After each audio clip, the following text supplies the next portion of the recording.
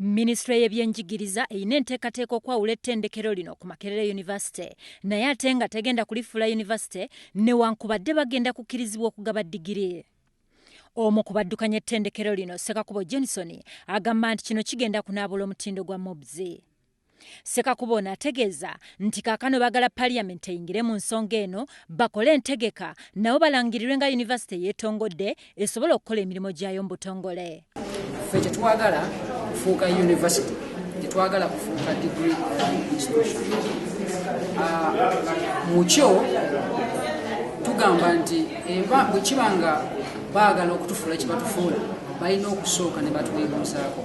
Ekiteeso kino ekyokutufuula other degree awarding institution kyatuukibwako nga tebatukoze eki tebatuweebuuzizaako oba kukyusakyusa kukola enkyukakyuka yonna ey'omugundu ng'eyo olina okwebuuza ku bantu abakwatibwako ensonga. Abantu abakwatibwako ensonga basomesa n'abakozi abalala abatasomesa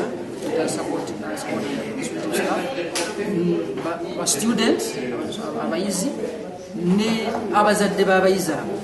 Sekakubo agamba nti bamaliriza okusengeka ensonga zaabwe zonna okulaba nga bakkirizisa ministry ko ne Parliament okubafuula university yeetongodde eyitibwa mobs.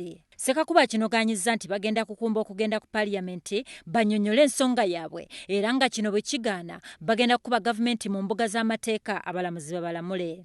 Twamaze dda okusaba omwami Kale Kaihura omukulu wa poliisi atuwe obukuumi obumala tutambule nga tuli wamu n'abazadde n'abasomesa n'abayizi na buli omu akwatibwako ku nsonga eyo tutambule tugende ku Parliament tutambule tugende ku Ministry of Education tubabuuze lwaki bakola ki ensonga yaffe tebagitwalanga nsonga nkulu. Gavumenti yakomye okuggulawo university yonna mu Kampala n'ekiruubirirwa eky'okussawo amatendekero amalala okwetooloola eggwanga lyonna. Alipoota ekuŋŋaanyiziddwa Dennis Odongo ku lwa WBS Amasonsole.